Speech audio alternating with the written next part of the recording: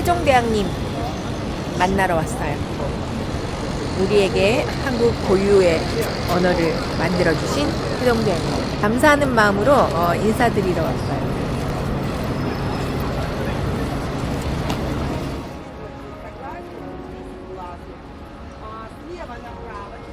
매번 한국에 올 때마다 제가 사실 이곳을 오는데 감사하는 마음이죠. 감사하는 마음이기도 하고 그리고 좀 뭉클한 어떤 감동이 있어요. 한국 사람으로서.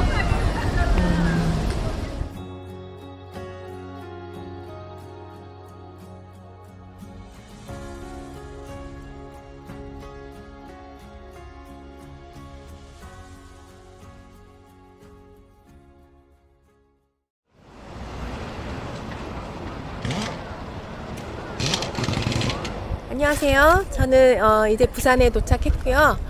오늘은 부산에 오면 많이 가시는 태종대에 들러보기로 하겠습니다. 올라가는 길이 조금 비탈길이고 조금 시간도 걸릴 것 같은데 한번 열심히 올라가 보겠습니다. 자, 여러분도 저를 따라오세요.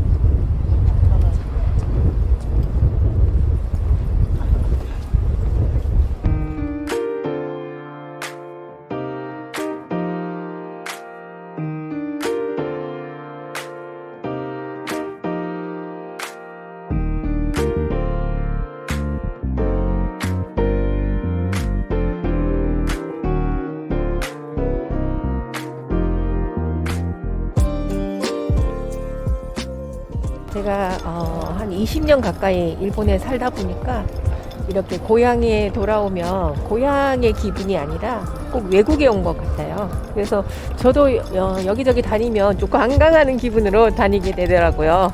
그리고 또 한국이 변화가 심하잖아요. 그러니까 올 때마다 또 새로운 기분, 또 새로운 좀 환경 같은 거를 느낄 수 있는 것 같아요. 근데 태종대는 정말 오랜만에 한 몇십 년 만에 온 것 같아요. 제가 이제 조금 나이가 들다 보니까 뭐 이렇게 시끌벅적한 곳보다는 이렇게 좀 자연을 느낄 수 있는 곳이 좋은 것 같더라고요. 그래서 오늘도 조금 이런 자연에서 좀 파워를 얻고자 제가 태종대를 선택했습니다.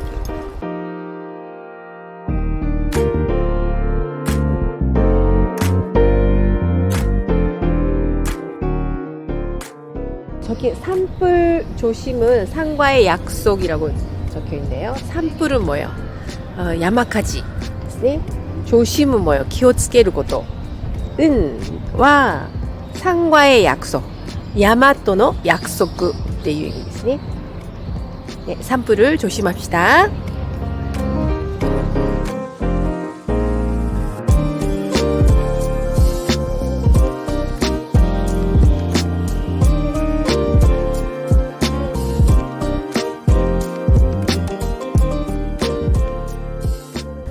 조금 더 가야 될 것 같은데 좀 숨이 가쁘네요.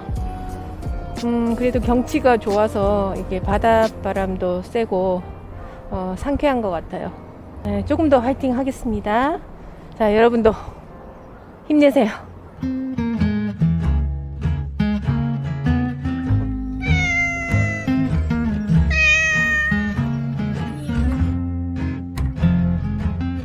이거 봐.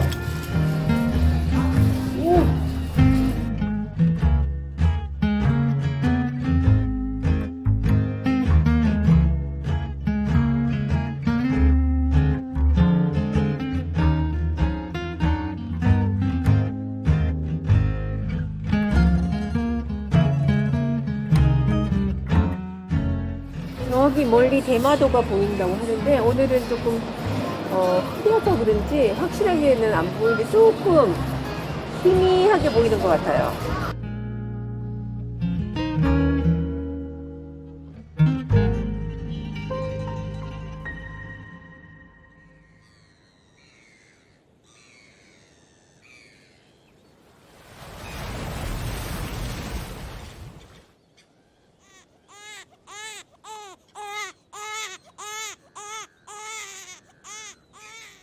나는 일남미녀의 처녀로 태어났다. 나를 다 채우지 않은 미숙아로 태어났기 때문에 의사는 곧 죽을 것이라고 부모님께 각오를 하라고 했다고 한다. 유치원을 중퇴할 정도로 잔병 치레가 잦았고 한약을 달고 살았다. 어릴 때 체중, 신장이 평균 미달이었는데 꾸준히 복용한 한약 덕분인지 점점 건강해지게 되었다.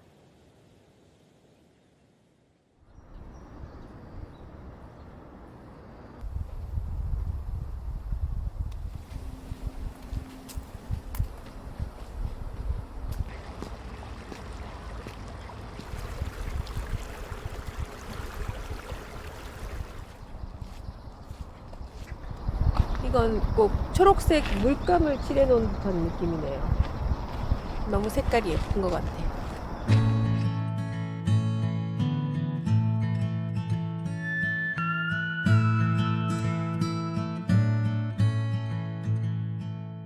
오늘은 부산에 있는 저희 부모님 집에 왔어요. 조금 휴식도 하기도 하고 그리고 일도 좀 하고 그리고 엄마와 좀 시간을 보내려고 합니다. 한국에는 이렇게 산책하면서 운동할 수 있게 이렇게 운동 기구들이 놓여져 있는 곳이 많아요. 이렇게 하나하나 하다 보면은 거의 1시간쯤 걸릴 것 같은데 조금씩 이렇게 하다 보면은.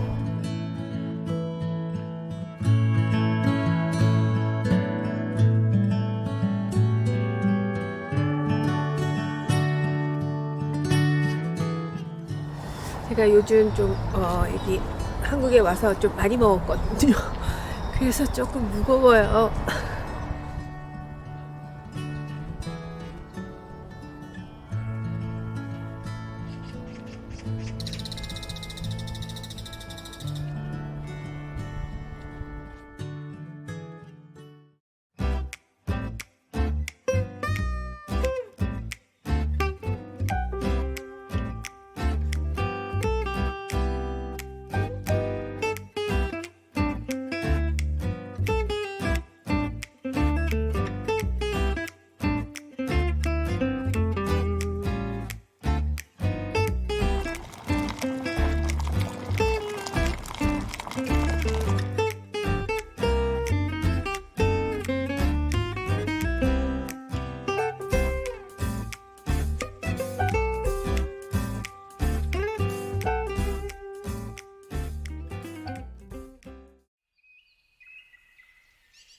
여중 여고를 거치면서 평범한 아이로 성장한다. 어릴 때 잦았던 병치레는 성장하면서 차츰 드물어지기 시작했다. 고등학교 때 처음으로 제2 외국어로 일본어를 접하게 된다. 당시 일본어를 할 수 있는 젊은 사람은 별로 한국에 없지 않았을까? 우리 학교 일본어 선생님도 70대쯤 되어 보이는 할아버지 선생님이었기 때문에 수업은 늘 지루하고 별로 흥미가 없었다. 그러던 어느 날 우리 학교에 일본에서 예쁜 전학생이 왔다. 일본어 수업 시간이 되면 할아버지 선생님은 항상 그 예쁜 학생에게 책을 읽혔다. 일본어를 잘 몰랐던 내가 들어도 할아버지 선생님보다 확실히 그의 발음이 더 좋았다. 한국어와는 다른 독특한 발음과 귀여운 억양. 그때부터 일본어에 관심을 가지게 된 것 같다. 전학 온 친구가 예뻤던 것이 내가 일본어에 관심을 가지게 된 데 큰 몫을 한 것 같다.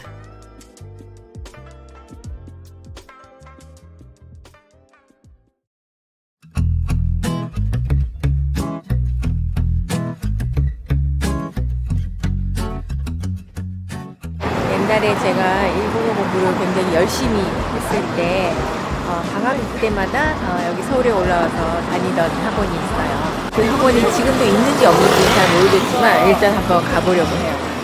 굉장히 오래된 거리인데 그게 아마 지금까지 남아있지 않을 것 같은데 근데 학원은 아마 있을지도 몰라요. 되게 유명한 학원이라서 근데 제가 그 외관을 기억을 하고 있지 않아서 여기 보신각이다. 여기는 종로에 있는 보신각이라는 곳인데 여기 위에 보면은 큰 종이 있어요. 12월 31일 연말에 여기서 이제 종을 치는 모습을 밤에 자정이죠? 그때 볼 수가 있어요. TV에서 항상 여기 준비하는 곳이에요.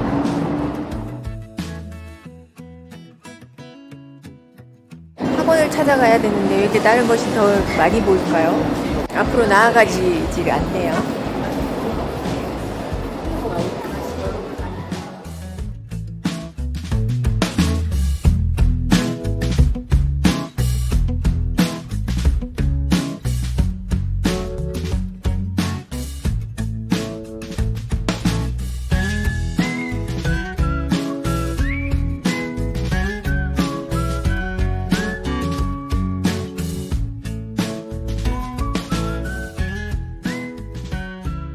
여기는 음식점과 술집이 많아서 이 근처는 아닌 것 같은데 왠지 느낌이 이 근처에 있었던 것 같아요. 학원을 찾은 게 아니라 뭘 먹을까 생각해야 될 것 같아요. 헉! 여기다! 시사 일본하고 여기. 근데 잘 모르겠어. 맞는 것 같아요. 맞는 것 같아요.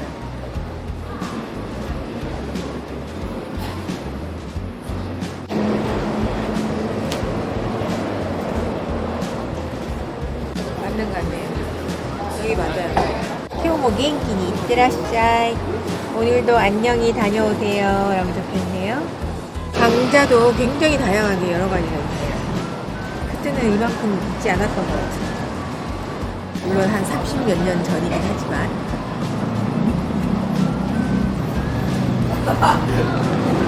감동이네요. 또 여기 또 옛날에 다니던 곳을 이렇게 찾아본다는 게.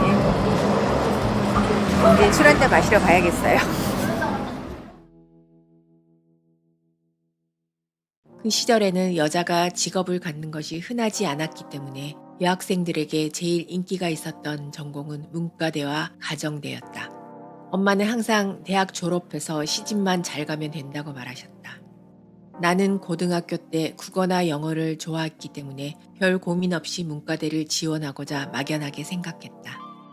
그때만 해도 일본 문화는 자유롭게 한국에 들어올 수 없었다. 일부에서는 일본 대중문화는 폭력적이고 선정적이라는 인식이 있었다. 70년대가 지나고 80년대에 들어서자 서서히 일본 노래, 일본 제품, 일본 영화가 들어오기 시작했다. 내가 대학을 진학한 80년대 후반에는 일문과가 엄청 인기가 있었다. 그때까지만 해도 영문과를 가고 싶었던 나였지만 가족 회의에서 만장일치로 일어일문과로 진로를 바꾸게 되었다. 그야말로 시대의 흐름을 탄 것이다. 그때 영문과를 갔으면 지금쯤 영어 선생님을 했을까? 뉴욕 어디쯤 살고 있을까? 그러면 아마 여러분들을 못 만났겠죠?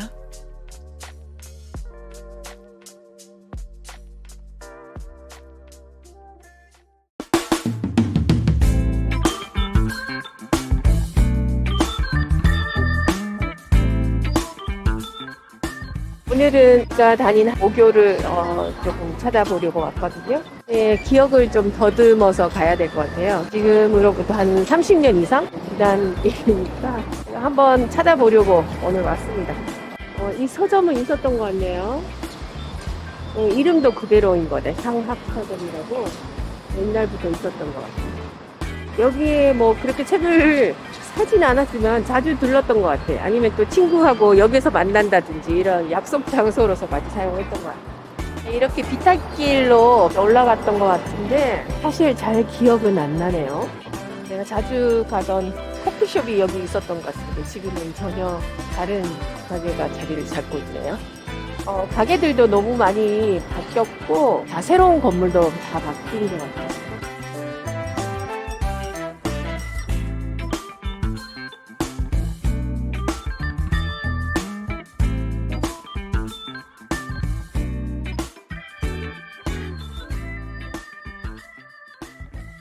개교 70주년 기념상이니까 이게 내가 다닐 때는 없었구나. 그러니까 기억이 안 나더라고.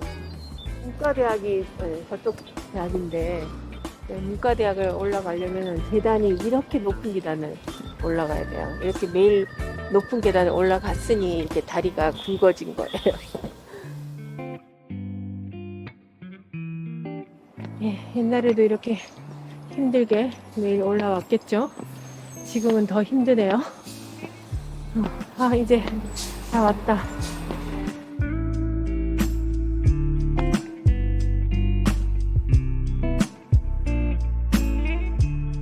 대학생 때는 일문과를 다니면서 굉장히 이제 일본에 빠져있던 시기예요. 용돈을 모아서 일본 여행을 간다든지, 일본에서 유행하는 거, 뭐 이런 아이템 같은 거를 다 모은다든지, 굉장히 일본에 대한 어떤 동경이 많았던 것 같아요. 그리고 이제 한 번씩 일본에 가서 한국에서는 볼 수 없는 예쁜 구두라든지 특이한 옷이라든지 이런 걸 사와서 입고 다녔거든요. 그러면 굉장히 아이들이 신기하게 보고, 제가 뭐 조금 이렇게 멋슬대고 학교를 오면 친구들이 너 또 일본에 갔지? 하고 이렇게 물어볼 정도로 제가 굉장히 일본에 빠져 있다는 걸 모든 친구들이 알고 있을 정도였어요. 학생회관 잘 기획한다니까 많이 사 먹으러 갔거든요. 이런 스탠드에 앉아서 친구들하고 뭐 수다도 떨고, 다음 강의에 대한 이야기도 하고, 또 같이 땡땡이 치자 이런 이야기도 하고, 여러 이야기를 했던 그런 기억이 나네요.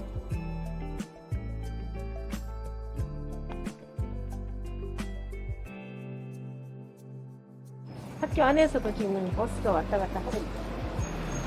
그만큼 이렇게 높은 지대에 학교가 있으니까 버스를 운행을 하게 된 것 같은데, 우리 때는 그런 버스가 없었던 것 같아요. 셔틀 버스가 있었나? 타본 기억이 없으니까 아마 없었던 것 같아. 한국의 대학은 높은 지대에 있는 경우가 많으니까 이렇게 셔틀 버스를 운행하는 곳도 많다고 해요.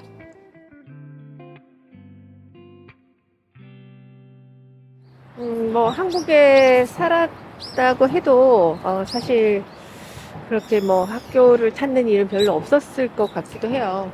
하지만 이렇게 외국에 살다 보니 가끔은 한국에 들릴 때 약간 궁금하긴 했었거든요. 근데 오늘 이렇게 둘러보니까 한 10% 정도 기억이 나는 것 같아요. 그래서 조금 애석하긴 한데, 조금 기억이 나는 부분들은 감회가 새롭기도 하고, 내가 여기서 이렇게 열심히 일본어 공부를 했구나, 그런 생각도 들고.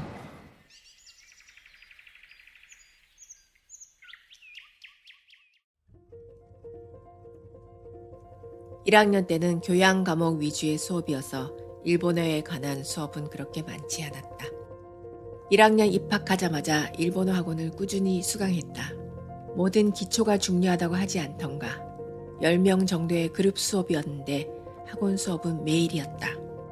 지각은 물론 결석도 한 번 없이 나의 성실함은 빛을 발했다. 나는 그렇게 뛰어난 능력의 소유자는 아니지만 항상 내가 속한 그룹에서는 최고의 위치를 유지하도록 노력한다. 그도 그럴 것이 나의 좌우명은 수처작주이다. 그 뜻은 어느 곳에 있든지 가는 곳마다 그곳의 주인이 되라는 말이다.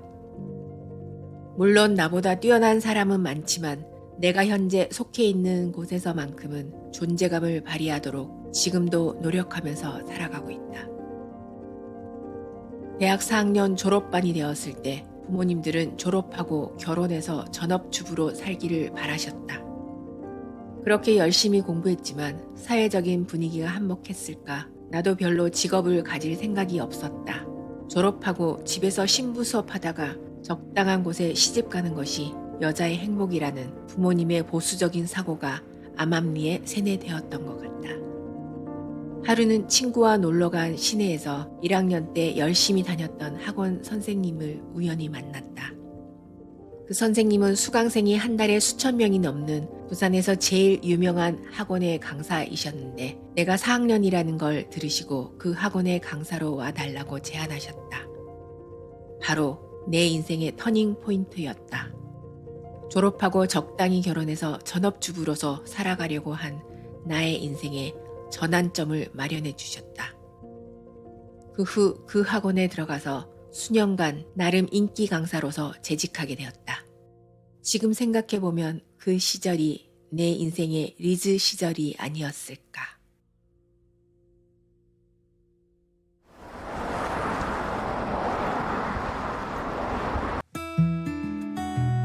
일본에 가기 전에 계속 가르치던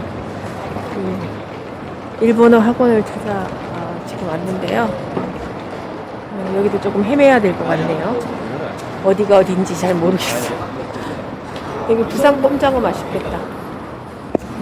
아니, 옛날에 선물할 게 있으면 항상 이 아트박스에 오곤 했어요. 근데 그때는 이렇게 큰 곳이 아니었는데 지금 매장도 좀 커지고 깨끗해졌네요.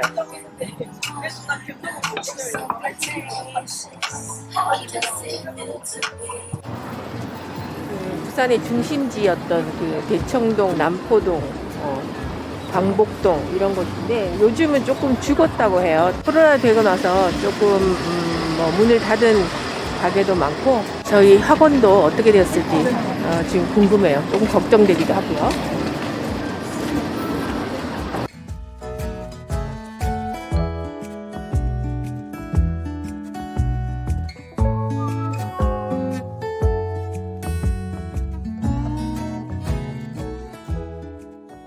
이쪽 근처 2층이었던 것 같은데 전혀 흔적이 없네요.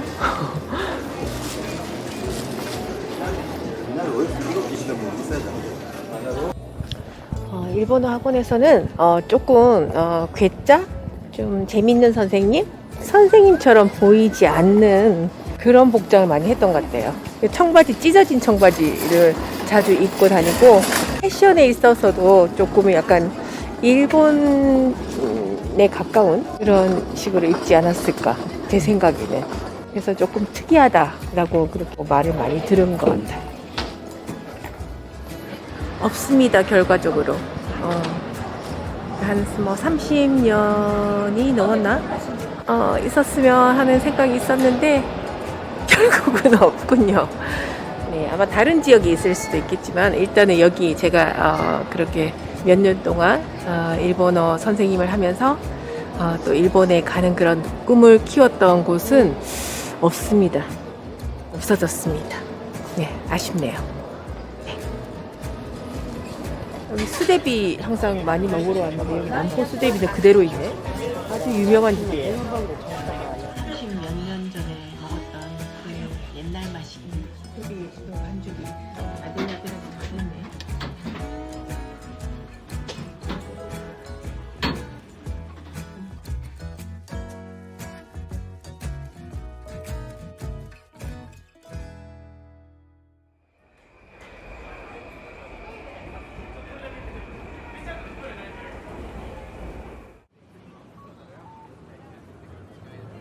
내가 처음으로 일본을 온 것은 대학 여름방학을 이용해서 온 단기 어학연수이다.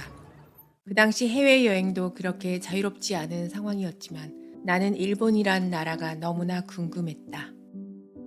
그러던 중 언니가 부모님의 반대를 무릅쓰고 프랑스로 유학을 가게 되었다.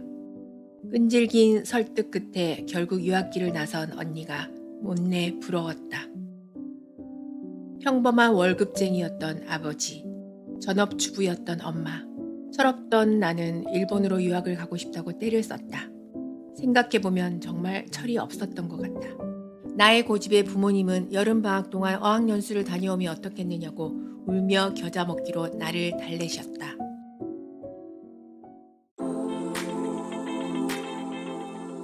드디어 일본행 비행기에 몸을 실었다.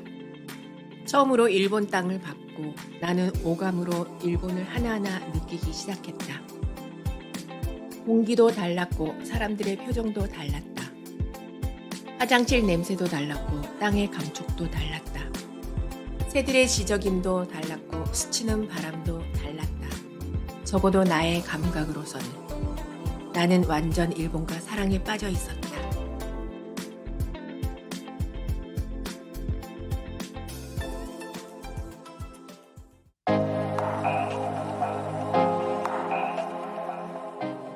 (1990년대) 서서히 일본 문화가 들어오면서 일본어 학원은 다른 어떤 학원보다 활기를 띠었고 1998년에 정부는 드디어 공식적으로 일본의 대중문화를 받아들이기로 허용한다. 일본어 학원은 수강생들로 발 디딜 틈도 없이 붐볐고 일본어를 전공한 나는 새벽반, 저녁반, 넘치는 수업을 다 감당해야 할 만큼 일복이 많았다. 목이 쉴 정도로 수업을 해야 했지만 조금이라도 여유가 있으면 근처 노래방에서 일본 노래를 열창하는 등 나의 일본에 대한 사랑은 식어갈 줄 몰랐다.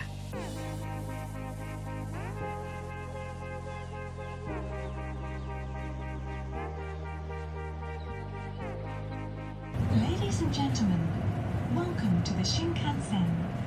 This is the Hikari Super Express bound to Shin Osaka. We'll be stopping at Shibuya, Shin-Yokohama, Takahashi, and Nagoya.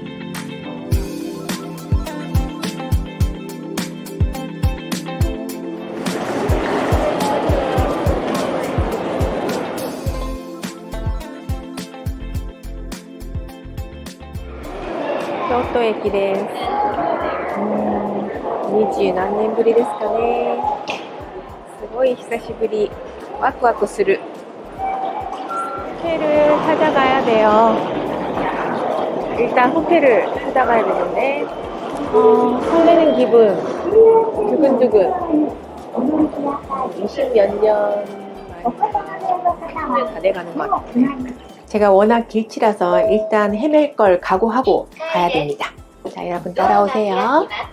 도어가 히라키마스. 아스타이 데스.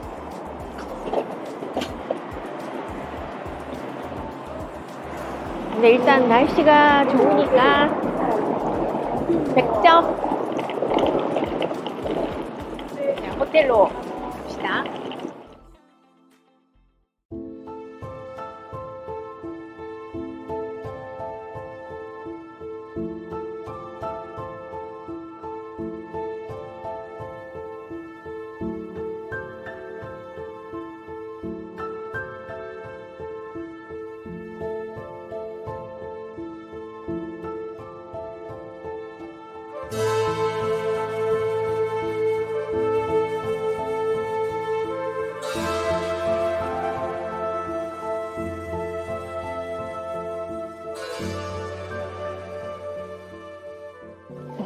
계단이 많네. 한국 사람들도 많고 계단도 많고. 교토에 처음에 온 건데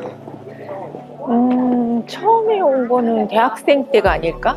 20대. 그리고 나서 27살 때 와서 한 1년 반 정도 살았어요. 그때도 여기 엄청 자주 왔겠지.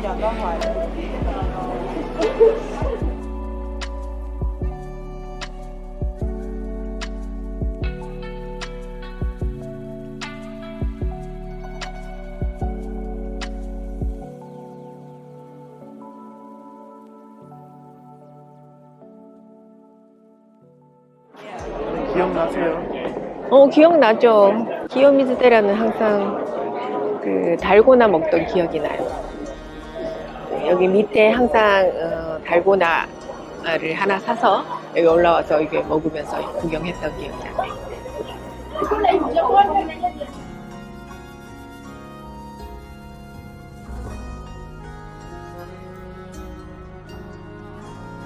여기저기 수학여행 온 학생들도 있네요. 선생님들이 설명을 너무 잘해 주시는 것 같아요. 저도 옆에서 조금 귀를 쫑긋하고 들었어요. 이게 역사라든지 뭐 이런 거 잘 설명을 해 주시는 것 같아요.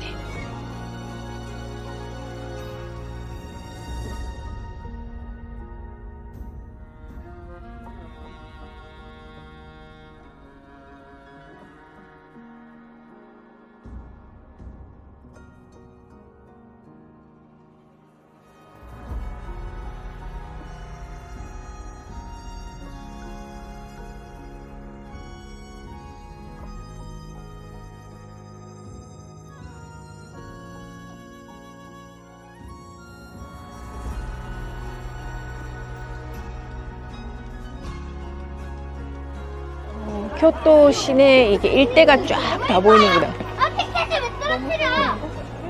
높은 지대에 있으니까 쫙 다 보인다. 이게 여기에도 참 좋은데 밤 되면 멋있을 것 같아.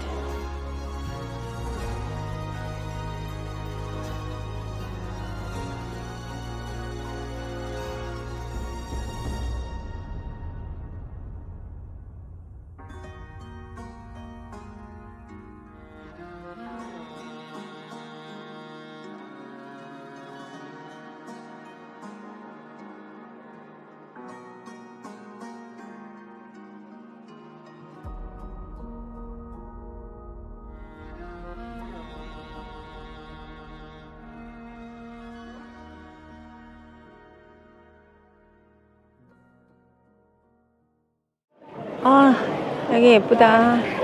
야, 저는 놀이공원보다 훨씬 더 좋은 것 같아요. 그런데 자연도 즐길 수 있고, 그리고 맛있는 것도 먹을 수 있고, 공기도 너무 좋은 것 같아요.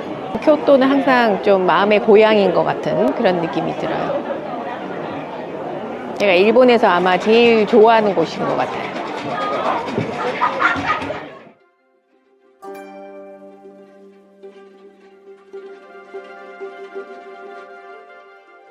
결혼 정년기가 돼서도 일본에 푹 빠져 있던 나는 일본에 관심이 없거나 배타적인 남자는 눈에 들어오지 않았다.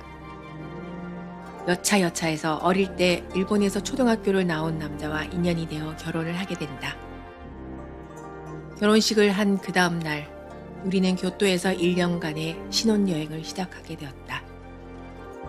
교토는 집 밖을 나가면 가는 곳마다 아름다운 풍경이 내 마음을 사로잡았다. 교토 타워. 안녕. 아직 안녕 아닌가? 그래도 교토 타워는 안녕. 옛날에 살던 집에 갔다 올게. 오늘은 옛날 30년 전에 살던 그 맨션을 한번 찾아가 보려고 합니다. 주소가 조금 애매해서 제가 잘 찾아갈 수 있을지 모르겠지만 아마 그 근처까지 가면 알 것 같아요. 30년 전의 기억이랑 여기 안 변했나 모르겠네. 옛 흔적이 있는지 한번 찾아가 보겠습니다. 지금부터는 지하철을 타고 이동합니다. 이름이 처음에는 한자를 토리마루라고 읽었는데 토리마루가 아니고 카라스마센이 나리마스. 카라스마센입니다.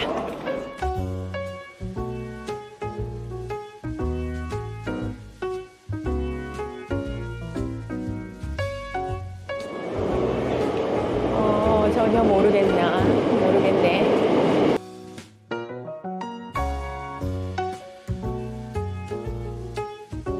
今駅に来たら右に曲がってまっすぐ行って15分以上歩くっていう風に言われましたね。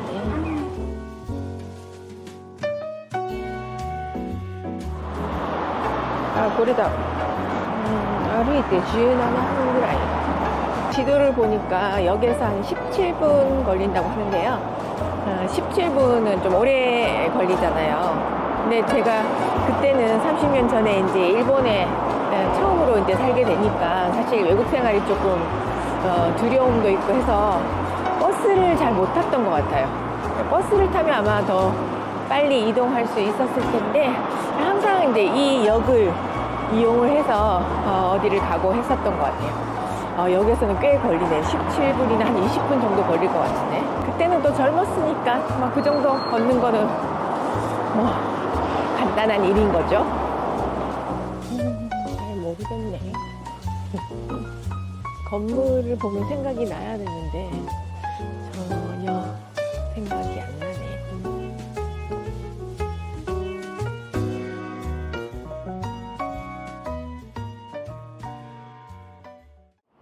여러분, 결국 못 찾았어요. 뭐 제가 워낙 길치여서 그런 것도 있고, 또 한국 같으면 이렇게 큰 아파트가 이정표가 돼서 이제 거기를 기준으로 이렇게 찾으면 되는데, 일본은 맨션들이 조그맣잖아요. 조그만 맨션들도 많고, 또 주택도 작은 주택들이 옹기종기 모여 있고 하니까 어디가 어딘지 거의 비슷하게 보이더라고요.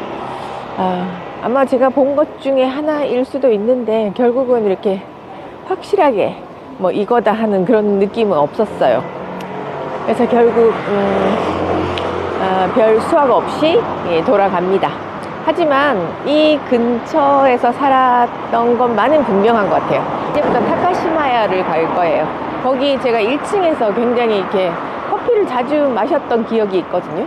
거기는 제가 기억을 해낼지 한번 다시 역으로 가겠습니다.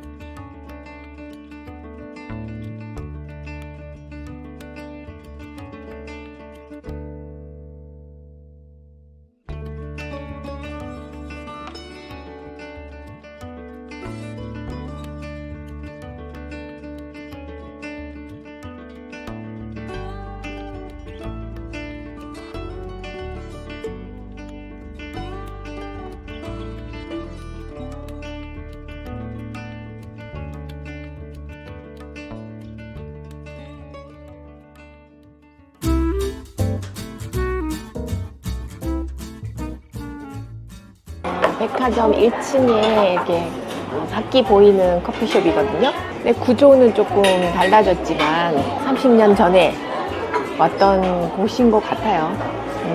제가 밖을 보면서 이렇게 커피를 자주 마셨거든요. 그리고 뭐 매장 저쪽에 조금 한켠에 이렇게 그릇 같은 거 예쁜 거 많이 이제 전시를 해놨었어요. 근데 그때 막 여기 올 때마다 그 그릇을 살까 말까 굉장히 고심하다가 12피스인가 이게 산 적이 있어요. 굉장히 그걸 아직까지도 이렇게 굉장히 소중히 간직하면서 이제 쓰고 있는데 그런 추억이 있어요. 오늘 여기서 오늘 식사를 한번 해보려고 해요.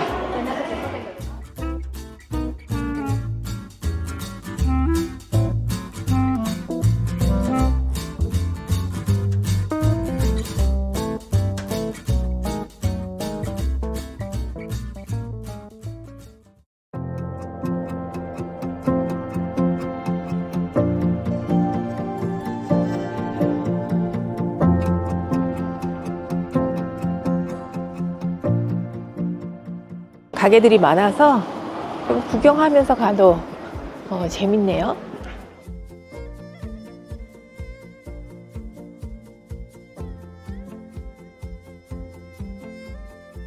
오늘도 여기저기 한국말이 많이 들려요. 과일 가게에 감을 보고 오, 감이 정말 크다라고 했어요. 한국의 감보다 일본 감이 더 큰가? 근데 아까 과일 가게 감은 진짜 크더라고요.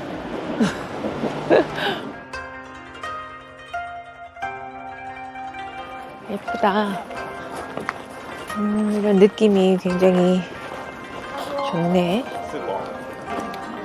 단풍 색깔, 또 초록색, 그다음에 옛 가옥 같은 게 되게 어우러져서 예쁘다. 찍어야지, 빨리 찍어야지.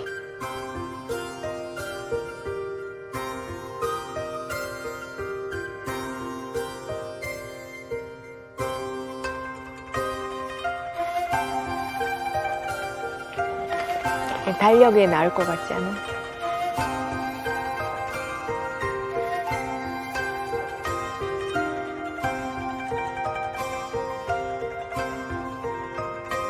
똑똑똑 똑똑똑 해볼까? 똑똑똑.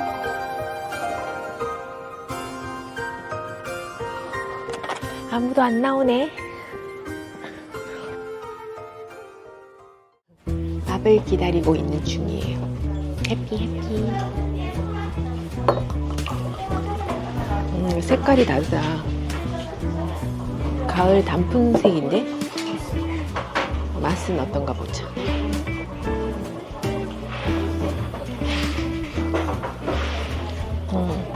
그러니까 약간 과일 맛이 나는 것 같은데.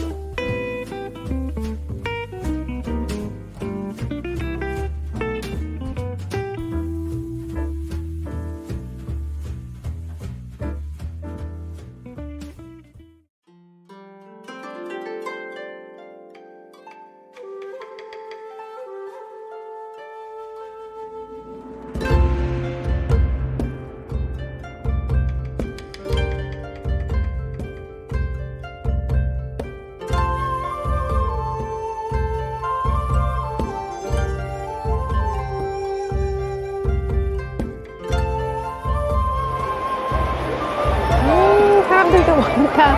진짜 많네.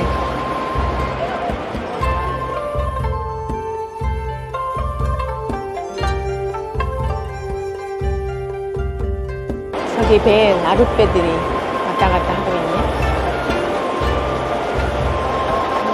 저기 걸산도도 기억나? 쿄토 하면은 일본의 나의 고향 같은 그런 느낌인데, 근데 이런 자연을 보면 뭐 한국이냐 일본이냐 뭐 이런 걸 따지기 전에 그냥 마음이 편안하고 정말 나를 품어주는 그런 느낌. 저기 기대가지고 이렇게 사진 찍었던 생각이 나네. 한 10몇 년 전? 20년 전인가? 아니다, 20년 전이 아니다. 참 까마득하게 먼 옛날이네요. 교토에 있는 1년 동안 친구들도 가족들도 자주 놀러왔고 나는 교토 홍보대사가 된 양 그들의 가이드를 자처하였다. 그 당시에는 일본에 관광 온 한국 사람들을 보는 시선이 그렇게 너그럽지 않았던 것 같다. 1년이란 길다면 길고 짧다면 짧은 귀중한 시간을 잘 보내고 우리는 서울에 정착했다.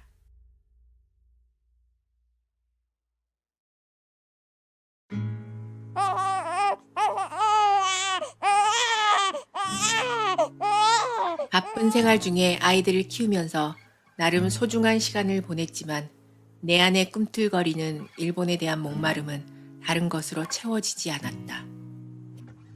큰아이를 어린이집에 보낸 어느 날 나는 지하철을 타고 안국역으로 향했다. 일본 대사관에서 일본어 강좌를 신청하고 첫 수업을 위해 지하철을 탄 그날의 기분은 아직도 잊혀지지 않는다. 아이들이 어려서 일을 하기 힘들 때는 출판사에서 번역을 하면서 일본어에 대한 끈을 놓지는 않았다. 하지만 일본말을 내 입으로 내뱉고 누군가와 소통하고 싶다는 욕구가 결국 나를 대사관으로 향하게 했다. 육아에, 집안일에, 번역일에, 일본어 수업, 그리고 스터디까지 하루 24시간이 모자랐지만 나는 누구보다 열심히 살았다. 아이들이 유치원을 가자 나는 본격적으로 일을 시작하기로 마음먹었다. 새벽에 눈을 뜨면 일단 아침 식사를 준비해놓고 새벽 회사원 반 강의를 위해 집을 나선다. 강의가 끝나면 얼른 다시 집으로 돌아와서 아침 식사를 하고 아이들을 유치원에 보낸다. 아이들을 유치원에 보내고 난 후는 집안일을 하고 또 오후 강의를 하기 위해 학원을 갔다가 아이들이 유치원에서 올 무렵 다시 집에 와서 아이들과 시간을 보낸다. 그 후에 남편이 돌아오면 저녁 강의를 위해 또 학원으로 간다. 돌이켜보면 나는 참 바쁘게 살았다.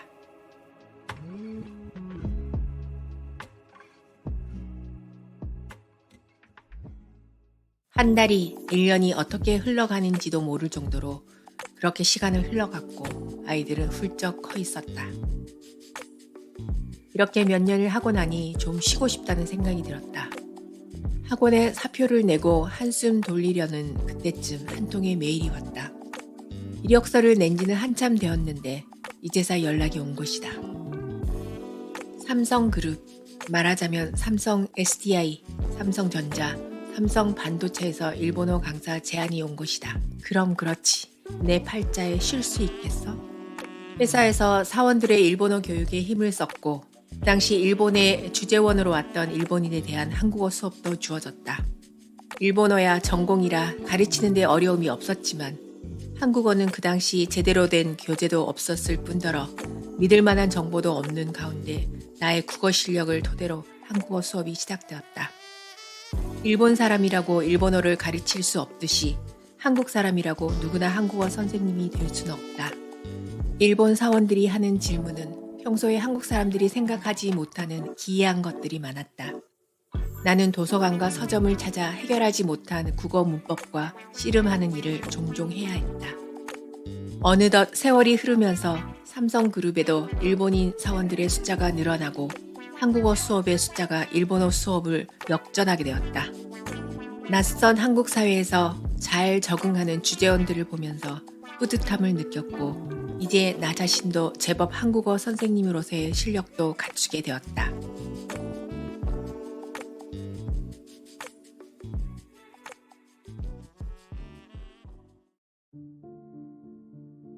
염원하면 이루어진다고 하지 않던가. 남편의 일이 도쿄로 발령이 나면서 나는 뒤도 돌아보지 않고 이삿짐을 사서 도쿄로 향했다. 아, 내가 도쿄에 살게 되다니. 지금 생각해보면 정말 겁도 없었던 것 같다. 일본말은 한두 마디밖에 할 수 없던 두 아이들을 데리고 나 자신이 일본에 살 수 있다는 생각만으로 일본 땅을 밟았다.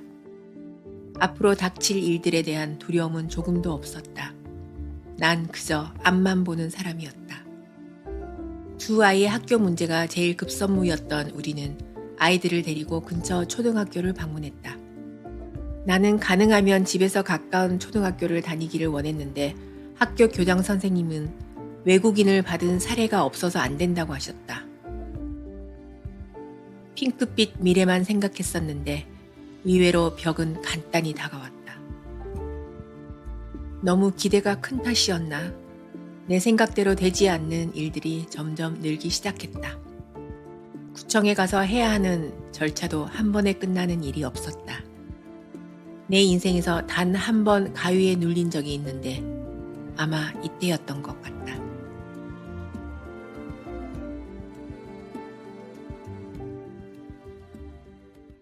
우리들의 간곡한 부탁 끝에 아이들은 가까운 초등학교로 들어갈 수 있었지만 일본어를 전혀 할 수 없었으니 소통은 물론 수업을 듣는 것도 무리였다. 그런 난관 속에서도 나는 아이들을 한국 학교에 넣을 생각은 전혀 없었다.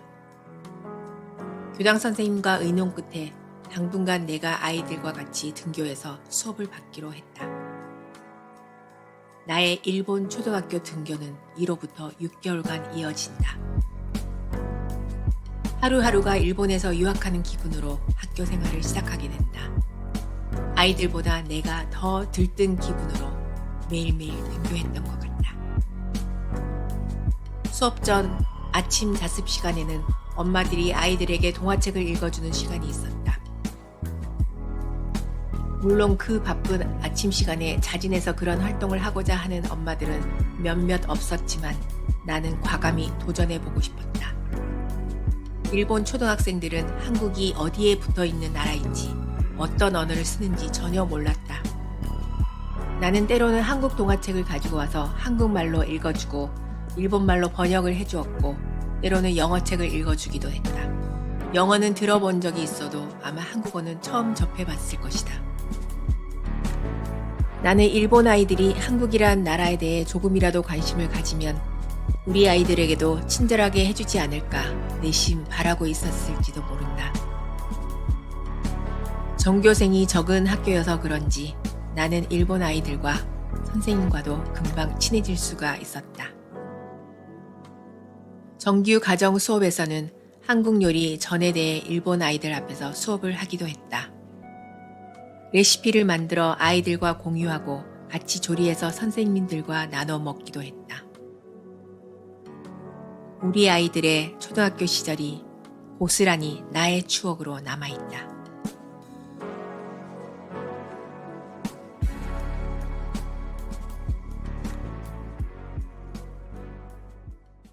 오늘은 도쿄 니혼바시에 놀러 왔어요. 거리도 깨끗하고 조금 조용하고 그래서 제가 좀 자주 나오는 편이에요. 오늘도 한번 여기저기 돌아다니면서 예쁜 풍경을 한번 찍어보기로 하겠습니다.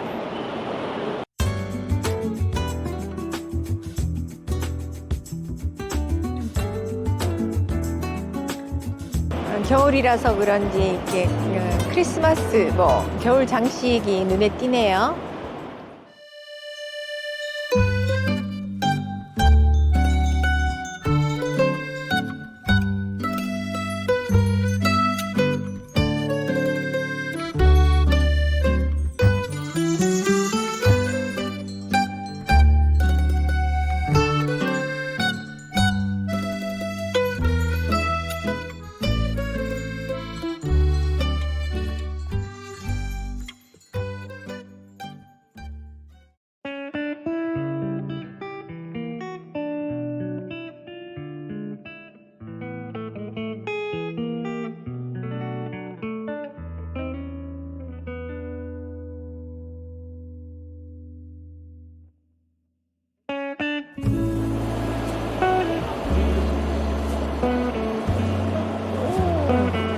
맛있다.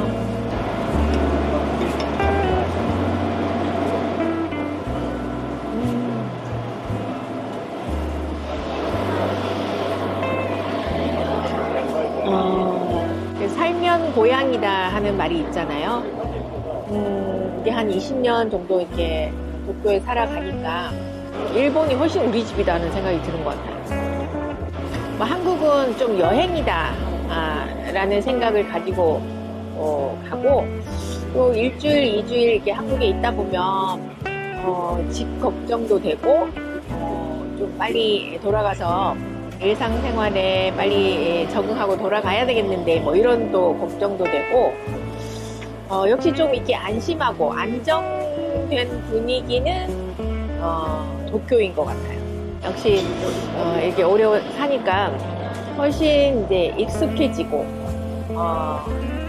분위기도 훨씬 이렇게 제가 이렇게 안정된다고 느끼는 그런 곳은 도쿄가 아닐까 그렇게 생각해요.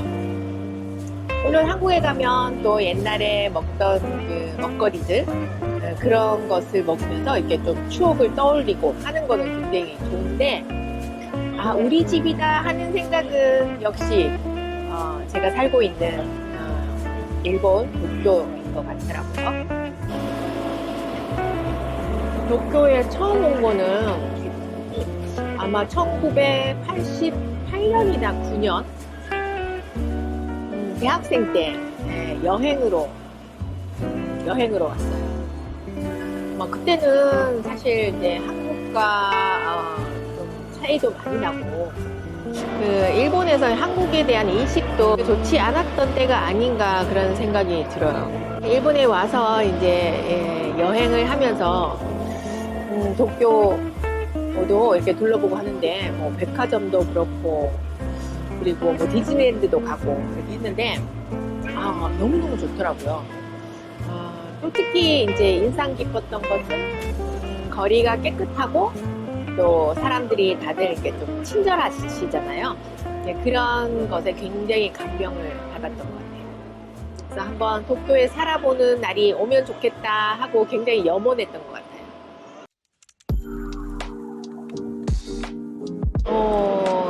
근데 그때 이제 너무 바빴어요. 처음에 이제 남편 직장으로 이제 도쿄에 발령을 받고 왔는데 그때 이제 아이들이 있어서 그 아이들을 어떻게 적응시키느냐 하는 문제가 굉장히 큰 문제였기 때문에 조금 이제 마음속이 좀 불안감도 가지고 있었던 것 같아요. 나 혼자였을 때는 굉장히 이제 설레는 마음, 두근두근 하는 마음이 있었겠지만 이제 가족과 같이 산다는 거는 불안감이 없어질 거라고 생각했지만 불안감이 없어지지 않고 오히려 더 좀 불안감이 컸던 것 같아요. 그러니까 엄마로서 아이들이 그리고 또 일본어도 잘 모르는 히라가나 카타가나만 알고 이제 일본에 왔거든요. 그러니까 그런 아이들이 좀 적응을 잘 할 수 있을까 하는 그런 좀 불안감이 좀 컸던 것 같아요.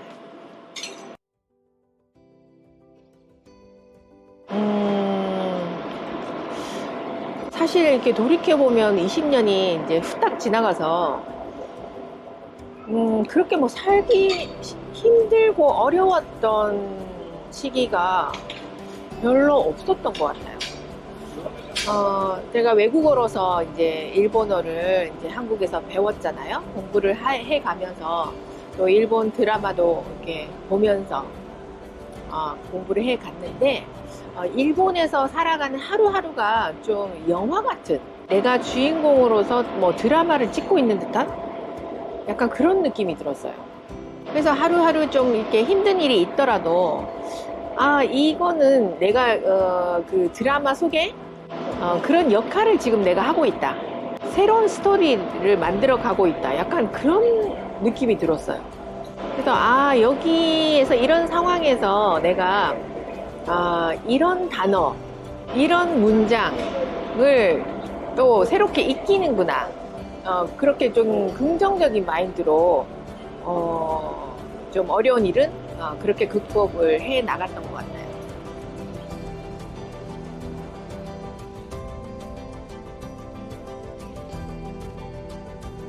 사실 일본에 와서 일을 할 생각은 없었다. 하지만 아이들이 커가면서 시간적으로 여유가 생겼고 이웃에 있는 한국 사람들의 소개로 주재원들의 일본어를 가르치게 되었다. 그렇게 시작한 것이 1명이 2명이 되고 2명이 3명이 되더니 너무 바빠지게 되었다.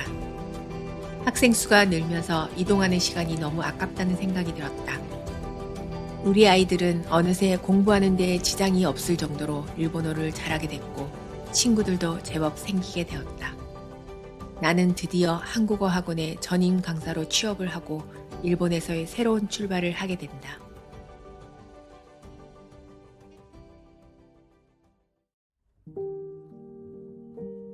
학원에서 일한 수년간은 정말 눈코 뜰 새 없는 바쁜 시간을 보냈다. 8년이란 세월이 어떻게 그렇게 금방 지나갔을까? 주말과 연휴 때는 집중 강좌로 더 바빴고 아이들을 케어할 시간도 내 건강을 돌볼 시간도 없이 흘러가 버렸다. 문득 정신을 차리고 보니 아이들은 대학생이 되어 있었고 나 역시 지천명이 넘은 나이가 되었다. 아침에 일어나면 피로가 채 풀리지 않은 몸으로 학원을 가야 했고 지친 몸을 이끌고 10시가 넘어서 집으로 돌아오는 날이 계속되었다.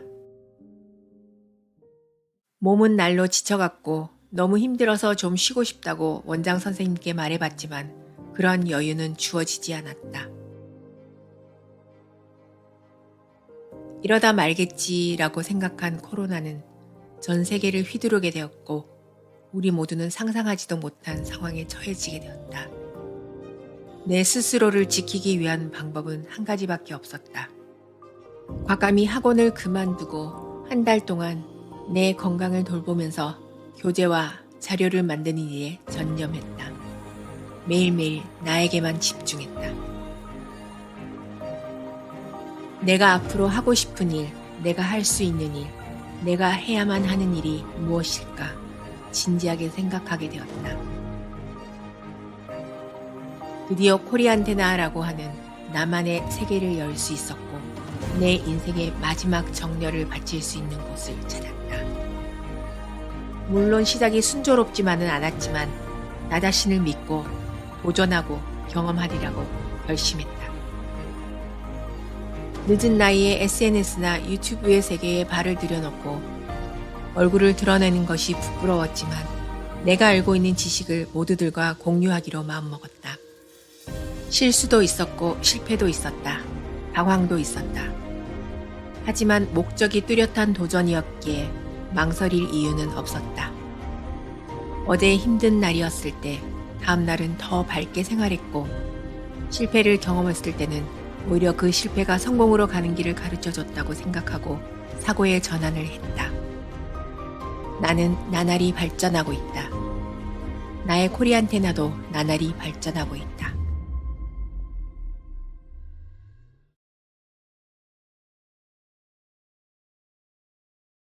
내가 일본에서 한국어를 가르친다고 했을 때 친척 오빠가 한 말이 생각난다.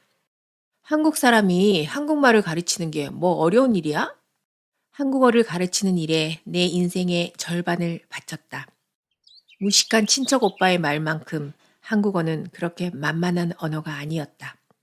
한국어를 제대로 공부해 본 여러분들이 공감하듯이 한국어는 섬세하고 미묘하고 과학적이고 세세하고 곱고 치밀했다. 강사 경력이 20년이 넘어 겨우 한국어 강사 이경아입니다. 라고 당당하게 말할 수 있게 되었다. 우리 학습자들이 뭘 힘들어하는지, 뭘 궁금해하는지, 어떻게 설명해야 쉽게 이해할 수 있을지 끊임없이 생각하고 있다. 불면증이 걸릴 정도로. 정보가 넘쳐나는 세상.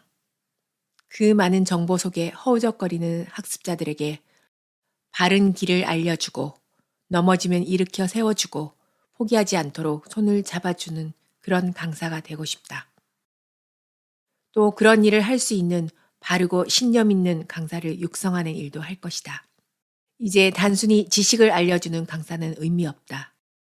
오히려 지식 전달은 AI가 앞서가는 시대가 아닌가. 언어는 장기전이다. 강사는 학습자들의 고민을 이해하고 그들이 모티베이션을 유지할 수 있도록 이끌어야 한다. 꾸준히 몇 년만 포기하지 않도록 도와주면 그 다음은 학습자들의 몫이다. 한국어를 가르치는 것, 그것은 호기심을 충족시켜주는 단순한 일이 아니다. 그들의 인생의 방향을 바꿀 수 있는 일이기도 하고 그들의 인생을 풍요롭고 즐겁게 만들 수 있는 마법 같은 것이기도 하다. 나는 지금까지 그렇게 해왔듯이 앞으로도 학습자들과 나의 인생을 위해서 마음과 힘을 합쳐 목적을 향해 나아갈 것이다. 학습자들의 인생이 곧 나의 인생이기도